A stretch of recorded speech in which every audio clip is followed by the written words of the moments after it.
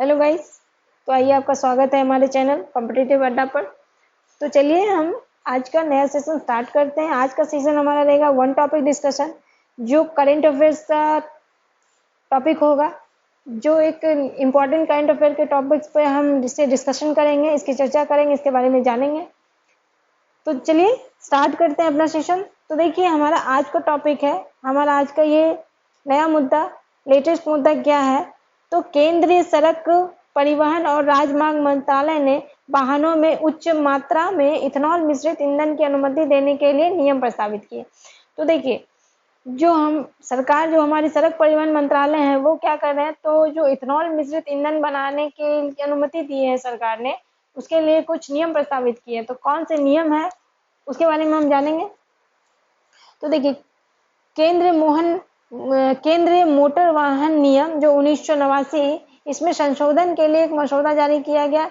इसमें वाहनों के प्रमाणन और उपयोग में लाए गए जो E85 और E100 इथेनॉल ईंधन होंगे तथा B100 बायोडीजल होंगे, इसको शामिल करने का प्रस्ताव पारित किया है सरकार ने। ठीक है, इसके लिए प्रस्ताव लाया गया है।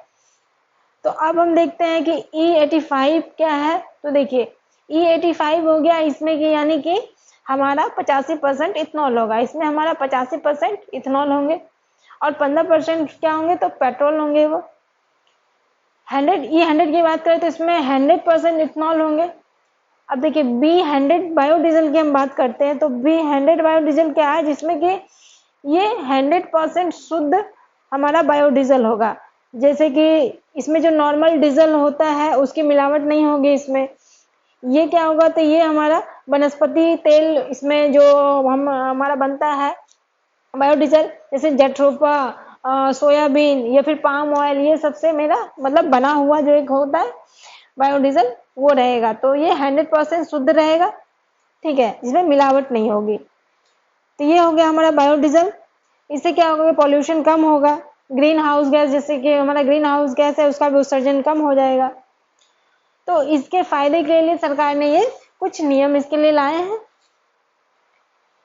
अब देखिए, इथेनॉल समिशन की बात करें तो इथेनॉल ब्लेंडिंग के बारे में हम जानते हैं कि इसमें पेट्रोल के साथ इथेनॉल को अलग अलग अनुपात में मिलाया जाएगा और इसमें ऐसा ईंधन तैयार किया जाएगा जो अत्यधिक स्वच्छ रूप से जलेगा भी और पर्यावरण के लिए ये अच्छा होगा। अब देखिए, कितने प्रकार के इथेनॉल की चर्चा की गई है इसमें। तो 3 प्रकार के इथेनॉल की चर्चा की गई है। E10 जिसमें 10% इथेनॉल होंगे अनुपात में।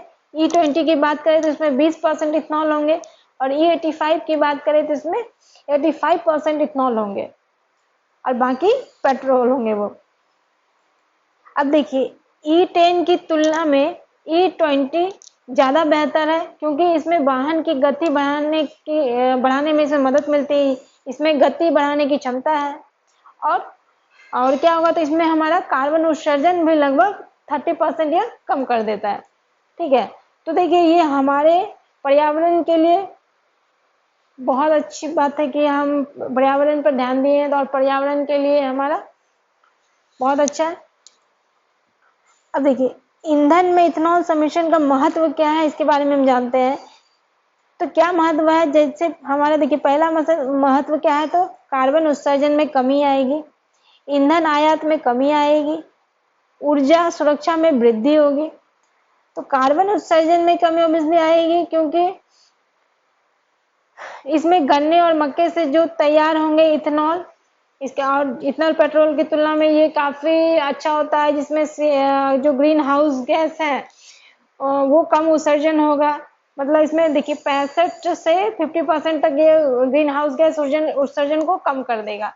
ठीक है, तो हमारे ग्रीन हाउस गैस की हम बातें करें तो इसमें ग्रीन हाउस गैस हमारा क्या है, तो देखिए, ग्रीन हाउस गैस हमारा CO2 हो गया, कार्बन डाइऑक्साइड हो गया, मीथेन हो गया, उसके बाद N2O मतलब नाइट्रस ऑक्साइड हो गया। उसके बाद बात करें तो वाटर वेपर हो गया, और सबसे इम्पोर्टेंट हमारा CFC यानी कि क्लोरोफ्लोरोकार्बन। देखिए, ये सबसे ज्यादा हानिकारक है हमारे ओजोन परत के लिए, CFC की बात करें तो। ठीक है, तो इससे क्या होगा कि हम इथेनॉल का यूज करेंगे, इसके यूज से हम ग्रीन हाउस गैस के उत्सर्जन को कम कर सकते हैं। दूसरा महत्व हमारा क्या है, तो ईंधन आयात में कमी होगी। अब देखिए इथेनॉल सम्मिश्रण कार्यक्रम ने 2014 से 24 तक लगभग 1.08 ट्रिलियन रुपए के बराबर की विदेशी मुद्रा की बचत की है।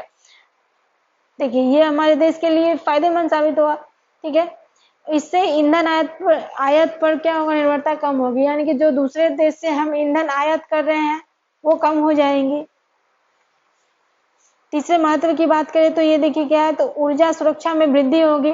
जैसे कि कच्चे तेल के आयात पर भारत की अधिक निर्भरता की वजह से बाह्य संकट के कारण आपूर्ति बाधित होने का खतरा हमेशा बना रहता है, और इथेनॉल से इस खतरे को कम करने में ये मदद मिल रहा है। अन्य लाभ इसका क्या है, तो अन्य लाभ भी है। देखिए इसके आर्थिक समृद्धि होगी, यानी कि इकोनॉमी हमारा अच्छा रहेगा, ग्रोथ करेगा अच्छा। फसल विविधीकरण, अब देखिए फसल विविधीकरण की बात करें तो फसल विविधीकरण क्या है, तो ये है कि इसमें क्या होता है ना कि एक ही प्रकार की फसल जैसे हम बार बार उगाते हैं, तो उसके एक ही फसल उगाने के बजाय हम इसमें क्या करेंगे, तो अलग अलग प्रकार के फसलों की खेती करेंगे एक साथ। ठीक है, जैसे कोई भी मान लीजिए एग्जाम्पल लीजिए कि जैसे हम इसमें धान की खेती कर रहे हैं। ठीक है, उसके साथ हम क्या करेंगे, उसके साथ हम गेहूं लगा सकते हैं। ठीक है, गेहूं लगा दिए, दाल लगा सकते हैं, प्लस कोई सब्जियां हम यूज कर रहे हैं, कोई सब्जियां लगा दिए। ठीक है, तो इससे क्या होगा ना कि हमारा जो इसके फायदे क्या होते हैं, तो फसल विविधीकरण के कुछ फायदे हैं। ठीक है, तो फायदे क्या है, जैसे कि मिट्टी की उर्वरता हमारी बनी रहेगी, और क्या होंगे, जो कीट जो भी इसमें कीट के जो रोग वोग होते हैं, रोग वगैरह जो होते हैं, उसका भी खतरा कम होगा। मौसम खराब होने पर नुकसान हमारा कम होगा, और क्या होगा, तो पानी का हमारा संतुलन मतलब बैलेंस में उपयोग होगा। ठीक है, पानी का संतुलन वो बना रहेगा। अब देखिए अगर हम बात करें तो भारत में इथेनॉल मिशन की चुनौतियां, अब अगर बात करें इसमें कुछ हमारा पॉजिटिव बातें हैं तो कुछ निगेटिव भी बातें होंगी। ठीक है, तो इसकी चुनौतियां भी होंगी। तो चुनौतियां क्या है, तो देखिए खाद्य सुरक्षा, मुद्रास्फीति, खाद्य सुरक्षा एवं मुद्रास्फीति। जैव ईंधन को बढ़ावा देने के लिए खाद्य फसलों का उपयोग ईंधन बनाने में होने लगता है। जो खाद्य फसल है उसका उपयोग ईंधन बनाने में होगा, तो ये हमारे खाद्य फसलों का उपयोग ज्यादा होगा, तो इससे क्या होगा कि हमारे खाद्य सुरक्षा पर थोड़ा संकट आएगा। अब देखिए इससे क्या होगा, तो खाद्य पदार्थों की कीमतें बढ़ सकती है, और जो कमजोर वर्ग हैं, जो हमारे नीचे तबके के लोग हैं, उसके जो इकोनॉमी पर है प्रभाव पड़ सकता है। नेक्स्ट बात करें तो पर्यावरण संधारणता। ठीक है, तो इसकी बात करते क्या है, तो इथेनॉल उत्पादन में देखिए क्या होगा कि जल की बहुत अधिक खपत होती है इथेनॉल के उत्पादन में। ठीक है, जैसे देखिए आप देख रहे हैं कि 1 लीटर इथेनॉल हम बनाने जाएंगे तो उसमें हमारा 10,790 लीटर जल का उपयोग होता है। तो 10,790 लीटर जल का उपयोग करके हम 1 लीटर इथेनॉल बना रहे हैं, तो इससे क्या होगा, हम पर्यावरण में मतलब जल को बहुत ज्यादा कंज्यूम कर रहे हैं। इससे क्या होगा, तो बैलेंस बिगड़ता जाएगा। तो ये चुनौतियां भी रहेंगी। नेक्स्ट चुनौतियां हमारे क्या है, तो प्रौद्योगिकी और वाहन लागत से जुड़ी समस्याएं आ सकती है। इसमें क्या होगा, जैसे कि अब इथेनॉल से पहले की जो गाड़ियां थी वो पेट्रोल से चलती हैं। ठीक है, अभी हमें इथेनॉल से चलाने के लिए तो वो गाड़ियां में तो वो वाहन में तो ये इथेनॉल काम नहीं कर सकता है, वो नहीं चल सकती, तो उसके लिए हमें नए वाहन बनाने पड़ेंगे, या फिर नए वाहन मुझे मतलब लेना पड़ेगा हम लोगों को। तो इससे क्या होगा कि ईंधन मतलब ईंधन प्रणाली में बदलाव करने पड़ेंगे और वाहन की लागत बढ़ जाएगी। नेक्स्ट हमारा है तो ईंधन दक्षता एवं वाहन पर प्रभाव। अभी जिसकी बात करें तो इथेनॉल की ऊर्जा क्षमता कम होती है, इथेनॉल की ऊर्जा क्षमता कम होती है, जिससे वाहन का माइलेज भी कम हो जाता है। ठीक है, और लंबे समय में वाहन के प्रदर्शन पर भी प्रभाव पड़ सकता है। तो जब इसमें ऊर्जा क्षमता कम होगी तो वाहन का माइलेज कम देगा, तो ये ईंधन दक्षता पर प्रभाव पड़ेगी हमारा। अब चलिए देखते हैं कि इसके लिए अब इथेनॉल नीति के बारे में, तो देखिए कुछ पहल लाई गई थी। ठीक है, तो कौन कौन से कार्यक्रम लाए गए, तो इथेनॉल सम्मिश्रण कार्यक्रम, इसमें क्या है, तो पेट्रोल में इथेनॉल के मिश्रण को बढ़ावा देने के लिए ये 2003 में स्टार्ट किया गया था। दूसरे पहल की बात करें तो दूसरा पहल क्या है हमारा, तो राष्ट्रीय जैव ईंधन नीति 2022, ठीक है, इसमें संशोधन हुआ। इसमें देखिए, इसमें क्या किया गया कि पेट्रोल में 20% बायो इथेनॉल मिश्रण के लक्ष्य को प्राप्त करने के लिए एक समय सीमा बांधा गया।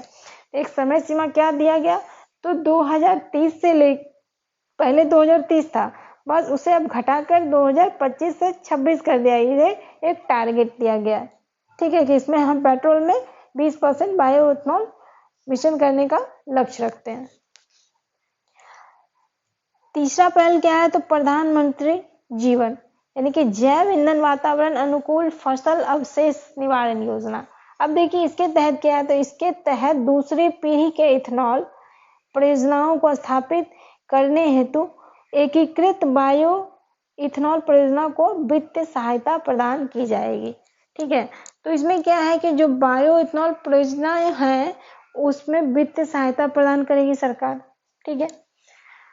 तो ये था हमारा इथेनॉल नीति के बारे में। क्या इथेनॉल से हमारे देश को क्या फायदा है, क्या हमारे पर्यावरण को नुकसान है, इसके बारे में हम देखें। जो नियम थे उसके बारे में हम देखें, सरकार ने ये नियम लाए। तो ये था हमारा आज का टॉपिक। नेक्स्ट वीडियो में हम नए टॉपिक के साथ मिलते हैं। तब तक के लिए ऑल द बेस्ट। अपने पढ़ाई को जारी रखें, प्रिपरेशन में लगे रहें। Thank you so much.